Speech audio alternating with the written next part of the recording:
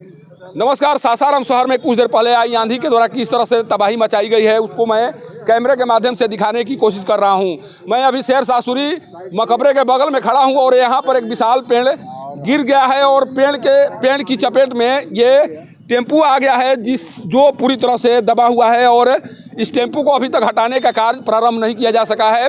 कब से टेम्पू दबा हुआ है, कौन लोग यहाँ पर आए हुए थे, जो टेम्पू चालक हैं उन्हीं से बात कर जानने की कोशिश करते हैं। ये कब कैसे हुआ?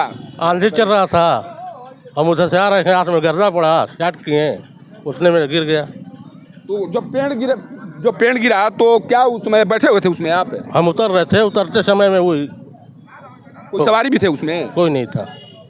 आपको चोट नहीं है? चोट नहीं है। तो कब से ये गिरा हुआ है इस तरह से? करीब आधा घंटा हो गया। आधा घंटा हो गया। कोई आया नहीं था? वन विभाग या नगर निगम से कोई नहीं आया था? नहीं, बड़ा बाबू को फोन किए हैं, नगर पालिका को, तो फोन आए थे कि नहीं? आप नहीं, कोई आया था। अभी तो सब लोग यहाँ दिखाई पड़ रहे थे। हमसे नहीं मिले। आपसे नहीं मिले? देख के चले गए। यहाँ पर आप बताए नहीं कि भाई जिनको फ़ोन किए थे उनसे पूछे नहीं कि कब आइएगा? वो बोले कि हम यहीं हैं। हम फोन किए हैं तो बोले कि हम यहीं हैं। टेम्पू क्षतिग्रस्त हुआ है क्या?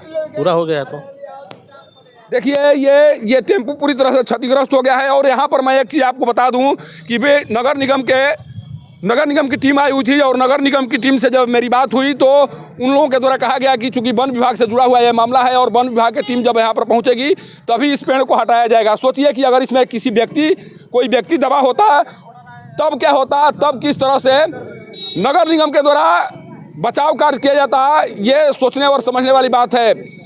इससे दुखद बात क्या हो सकती है कि राहत और बचाव कार्य के तौर पर आई टीम के द्वारा ये कहा जा रहा है कि नहीं, जब वन विभाग की टीम आएगी तब जाकर पेड़ को हटाने का काम किया जाएगा।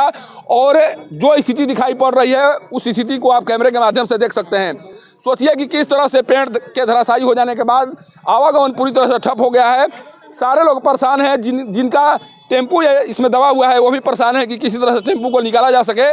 लेकिन यहाँ पर जो भी लोग आए हुए थे नगर निगम के द्वारा आए, चेहरा दिखाए और चलते बने, उनके द्वारा इस तरह की बात अगर कही जा रही है तो ये गैर जिम्मेदाराना बात है या नहीं है। नगर आयुक्त को बताना चाहिए कि क्या होता है जब यहाँ पर कोई व्यक्ति दब गया होता है, किसी महिला को दबने की जानकारी होती तब नगर निगम के द्वारा किस तरह से कार्य किया जाता है, किस तरह से नगर निगम के द्वारा गैर जिम्मेदाराना काम किया जा रहा है, किस तरह से नगर निगम के द्वारा अपनी जिम्मेवारियों को भी सही तरीके से नहीं समझने का काम किया जा रहा है। ये नज़ारा बताने और दिखाने के लिए काफ़ी है।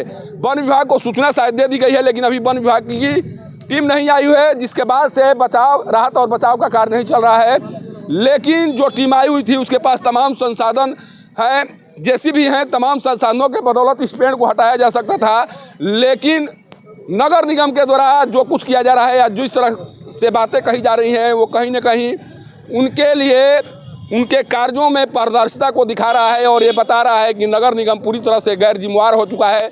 उसमें काम करने वाले अधिकारी गैर जिम्मेवार हो चुके हैं और इसीलिए जब इस तरह की स्थिति दिखाई पड़ती है सासाराम शहर में तब उनके द्वारा इस तरह की बातों को कहकर लोगों को बहलाने और फुसलाने का काम किया जाता है कि ये तो वन विभाग से जुड़ा हुआ मामला है, इसमें हम कुछ नहीं कर सकते हैं। अगर इस पेड़ को यहाँ से हटा दिया जाता तो क्या वन विभाग के द्वारा नगर निगम पर कोई कार्रवाई कर दी जाती या नगर निगम से पूछा जाता कि आप क्यों इस तरह से काम किए हैं? राहत और बचाव कभी भी किसी के द्वारा किया जा सकता है, चूँकि क्षति को बचाना होता है राहत और बचाव कार्य के माध्यम से। लेकिन नगर निगम की टीम के द्वारा अगर इस तरह की बात कही जा रही है तो कहीं न कहीं अधिकारी और कर्मचारियों के द्वारा अपने कर्तव्यों के प्रति ईमानदारी नहीं दिखाई जा रही है, जिसके बाद से लगभग 1 घंटे से ये टेम्पू इसमें दबा हुआ है, 1 घंटे से आवागमन बाधित है। लेकिन नगर निगम के अधिकारी और कर्मचारी वन